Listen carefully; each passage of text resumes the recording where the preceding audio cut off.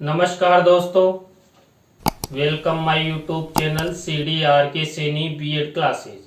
देखिए, हम अध्ययन कर रहे हैं जेंडर, विद्यालय और समाज। इस पेपर के अंतर्गत हम जेंडर संवेदनशीलता के बारे में अध्ययन कर रहे हैं। जेंडर संवेदनशीलता क्या है, जेंडर संवेदनशीलता की क्यों आवश्यकता है, जेंडर संवेदनशीलता जो शिक्षण प्रशिक्षण संस्थान है या हमारा जो सामाजिक जीवन है इसमें क्यों आवश्यक है, इन सब के बारे में हमने पूर्व क्लासों में अध्ययन कर लिया है। आज की क्लास में हम जेंडर संवेदनशीलता की विशेषताएं, कि जेंडर संवेदनशीलता की कौन कौन सी विशेषताएं हैं। देखिए, आपकी परीक्षा में यह प्रश्न एक निबंधात्मक प्रश्न के रूप में आता है, इसलिए आप इसे अच्छे से तैयार कर लें। और यदि आप हमारे YouTube चैनल पर पहली बार आए हैं तो हमारे YouTube चैनल को सब्सक्राइब करें और पास ही बने बेल आइकन के बटन को जरूर दबा देवें, जिससे हमारे द्वारा जब भी कोई न्यू वीडियो अपलोड किया जाता है या लाइव क्लास चलाई जाती है तो उनके नोटिफिकेशन आपको मिल सके और आप परीक्षा की अच्छी तैयारी करते हुए अच्छे अंकों से आप उत्तीर्ण हो सके। देखिए, जो लैंगिक संवेदनशीलता की विशेषताएं हैं, इनके अंतर्गत सबसे पहले हम अध्ययन करते हैं। विश्व स्वास्थ्य संगठन के अनुसार लैंगिक संवेदनशीलता से तात्पर्य महिला पुरुषों के बेहतर स्वास्थ्य हेतु शोध, नीतियों एवं ऐसे कार्यक्रमों के माध्यम जागरूकता का निर्माण एवं विकास करना है, जो उनके मध्य समानता की भावना को विकसित कर सके। देखिए, हमारे जो भारतीय समाज में जो भेदभाव है, असमानता है, महिला और पुरुष में जो लैंगिक भेदभाव किया जाता है, इस लैंगिक भेदभाव की समानता की भावना विकसित करने हेतु यहाँ पर लैंगिक संवेदनशीलता का जो तात्पर्य जो विश्व स्वास्थ्य संगठन WHO द्वारा दिया गया, हमारे समाज में जो महिलाओं से संबंधित जो स्वास्थ्य सेवाएं हैं या कई प्रकार के रिसर्च है या नीतियां हैं, उन सब के बारे में हम जिस विषय अंतर्गत अध्ययन करते हैं वो जेंडर संवेदनशीलता होती है। तो जेंडर संवेदनशीलता के द्वारा ही समाज में समानता लाई जा सकती है और लैंगिक आधार पर सभी का समान विकास किया जा सकता है। जेंडर संवेदनशीलता के अंतर्गत महिला एवं पुरुषों के सामाजिक मानसिक स्वास्थ्य का विकास एवं पुरातन मान्यताओं से मुक्त करने संबंधी कार्य भी सम्मिलित होते हैं।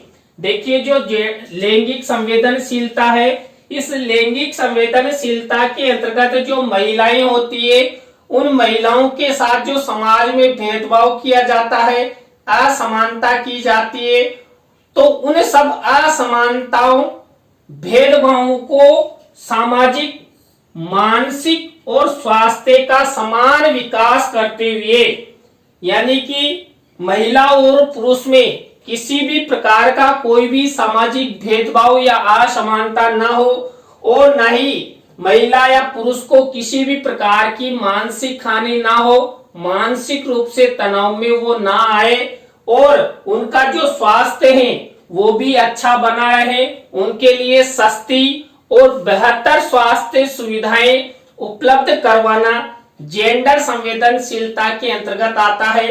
तो यहाँ पर जो जेंडर संवेदनशीलता है या लैंगिक संवेदनशीलता है, ये समाज में एक समानता का दृष्टिकोण लाने का एक विषय है। जेंडर संवेदनशीलता के द्वारा जो महिलाओं के साथ जो दबाव बनाया जाता है, महिलाओं के ऊपर जो तनाव पुरुष वर्ग द्वारा बनाया जाता है या किसी भी प्रकार की कोई हिंसा की जाती है, उत्पीड़न किया जाता है, तो उन सब से मुक्ति पाना जेंडर संवेदनशीलता के अंतर्गत आता है।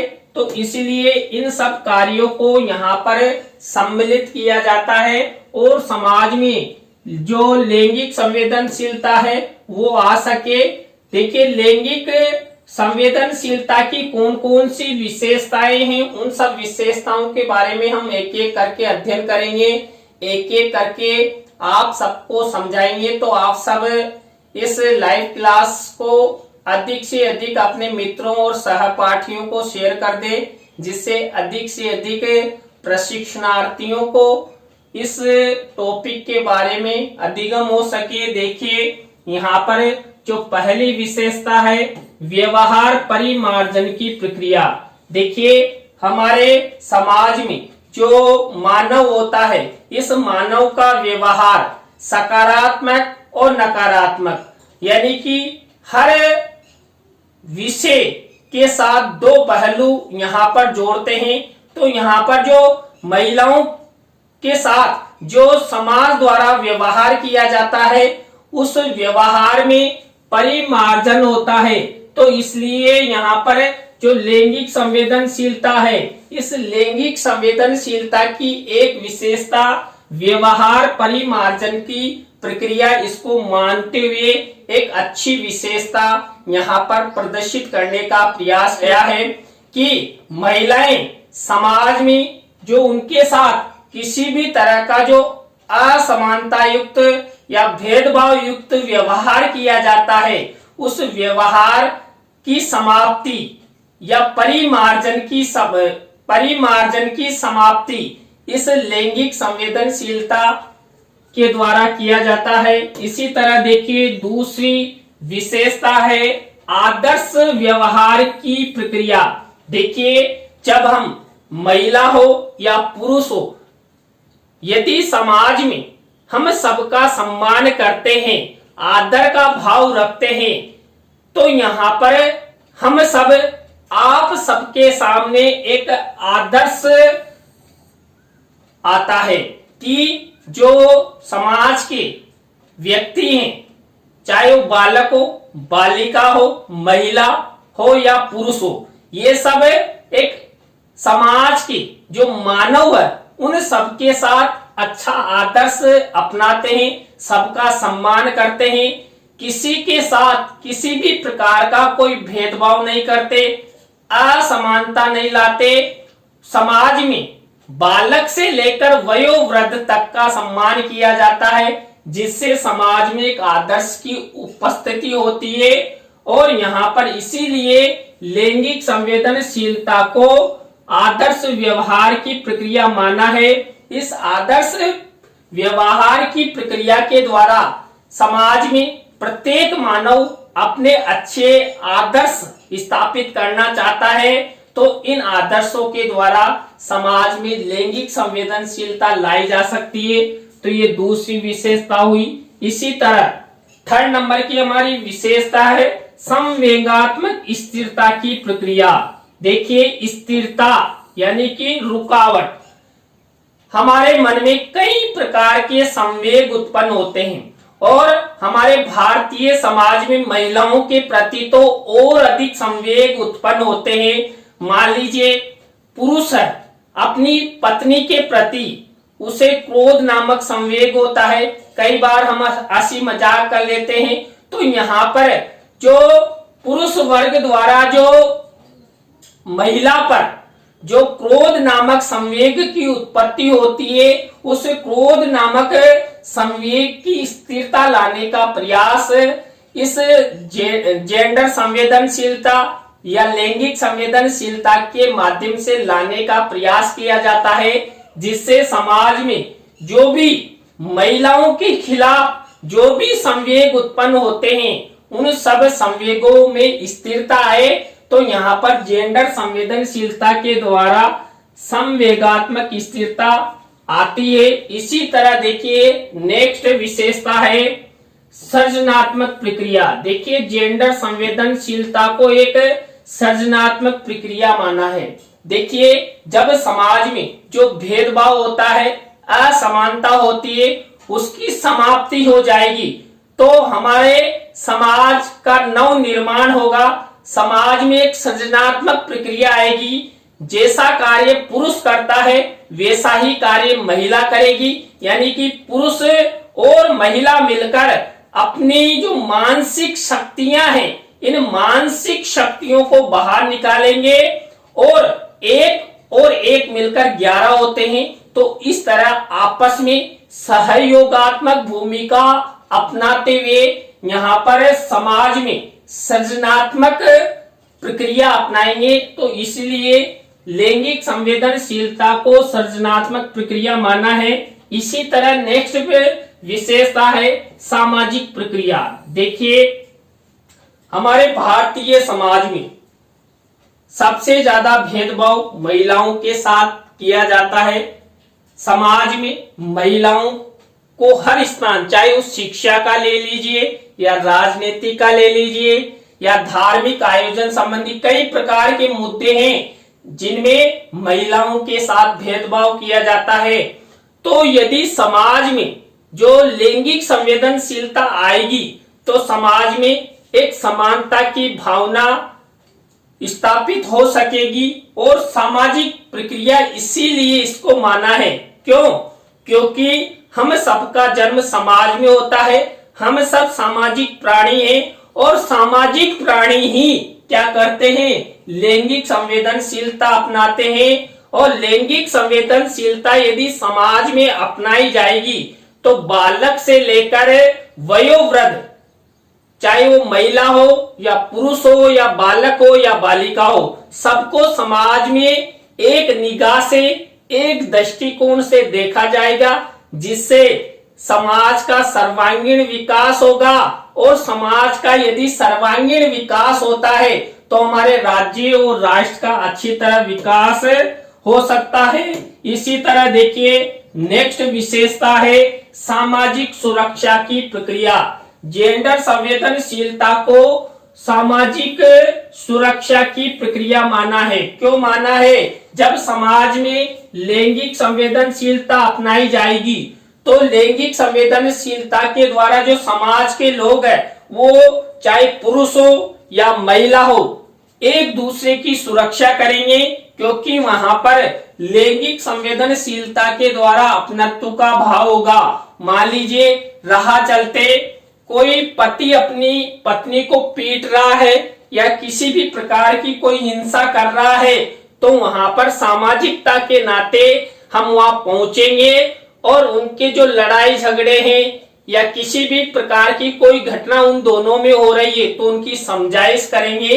ये सब होगा लैंगिक संवेदनशीलता के द्वारा। तो यहाँ पर सामाजिक सुरक्षा की प्रक्रिया लैंगिक संवेदनशीलता को मानते हुए महिलाओं की सुरक्षा सुनिश्चित करने का प्रयास किया जाता है। इसी तरह देखिए नेक्स्ट विशेषता है सामाजिक न्याय की प्रक्रिया। देखिए हमारे समाज में जो महिलाओं के साथ भेदभाव किया जाता है, असमानताएं की जाती है, उस असमानता एवं भेदभाव को सामाजिक न्याय के द्वारा समानता लाई जा सकती है। कब? जब महिलाओं को समान न्याय मिलेगा। और यदि समाज में लैंगिक संवेदनशीलता आ जाएगी तो चाहे पुरुष हो या महिला हो, बालक हो या बालिका हो, सबको समान सामाजिक न्याय मिलेगा। तो यहाँ पर लैंगिक संवेदनशीलता को सामाजिक न्याय की प्रक्रिया इसीलिए माना गया है। समाज में जो लैंगिक संवेदनशीलता है, इस लैंगिक संवेदनशीलता के द्वारा चाहे बालक हो या बालिका हो, महिला हो या पुरुष हो, सबका सर्वांगीण विकास किया जा सकता है। और सर्वांगीण विकास के द्वारा ही हम सबका विकास हो सकता है, हमारे राज्य और राष्ट्र का अच्छी तरह विकास हो सकता है। नेक्स्ट विशेषता देखिए सम्मानजनक व्यवहार की प्रक्रिया। देखिए यहाँ पर जब हमने लैंगिक संवेदनशीलता के बारे में अध्ययन किया था तो लैंगिक संवेदनशीलता की अवधारणा के अंतर्गत हमने पाया था कि लैंगिक संवेदनशीलता के द्वारा जो समाज में जो महिलाएं हैं उस महिलाओं के प्रति पुरुष वर्ग द्वारा सम्मानजनक व्यवहार किया जाता है। उन्हें भी हमारे ही समान समझा जाता है कि जैसे पुरुष है वैसे ही महिलाएं हैं। जैसे पुरुषों को अधिकार प्राप्त है वैसे ही महिलाओं को अधिकार प्राप्त है। जैसे मान लीजिए महिलाएं स्वतंत्र रहकर कोई किसी तरह का कोई कार्य करना चाहती है तो उसे स्वतंत्रता प्रदान की जाए, उसके साथ अच्छा व्यवहार किया जाए। तो यहाँ पर जो लैंगिक संवेदनशीलता है इसको सामाजिक व्यवहार की प्रक्रिया इसीलिए माना कि जो सामाजिक लोग हैं, चाहे महिला के अधिकार हो या भेदभाव हो या असमानता हो, इन सब क्षेत्रों में एक तरीके से अच्छा व्यवहार उनके साथ किया जाता है। तो इसलिए यहाँ पर लैंगिक संवेदनशीलता की विशेषता के अंतर्गत सम्मानजनक व्यवहार की प्रक्रिया इसे माना है। इसके बाद नेक्स्ट विशेषता है प्रजातांत्रिक प्रक्रिया।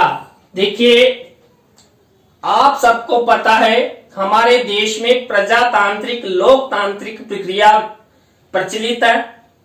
यहाँ पर जनता के द्वारा जनता का शासन चुना जाता है। जनता के चुने हुए प्रतिनिधि ही हमारा शासन संभालते हैं। तो यहाँ पर इसे प्रजातांत्रिक प्रक्रिया किसको, लैंगिक संवेदनशीलता को क्यों माना? जब हम जैसे चुनाव में अपने प्रतिनिधित्व सुशासन के लिए भेजते हैं, इसी तरह हम प्रजातांत्रिक रूप से स्वतंत्रता युक्त जो महिलाएं हैं उन सब महिलाओं को उनके अधिकार दिए जाए, जिससे महिलाओं का सर्वांगीण विकास हो सके। महिलाएं भी हमारे देश का शासन चलाने हेतु उच्च स्तर पर पहुंचे और हमारे देश का शासन चलाए।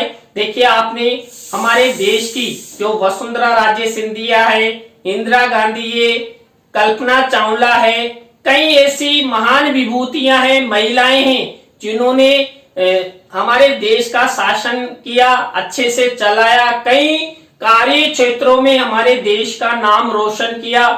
तो इस तरह यहाँ पर जो प्रजातांत्रिक प्रक्रिया है, इस प्रजातांत्रिक प्रक्रिया के तहत लैंगिक संवेदनशीलता अपनाते हुए और प्रजातांत्रिक व्यवस्था अंतर्गत महिलाओं का समान विकास करते हुए उन्हें समाज में अच्छा पद, अच्छी प्रतिष्ठा और अच्छा व्यवहार उनके द्वारा किया जाए।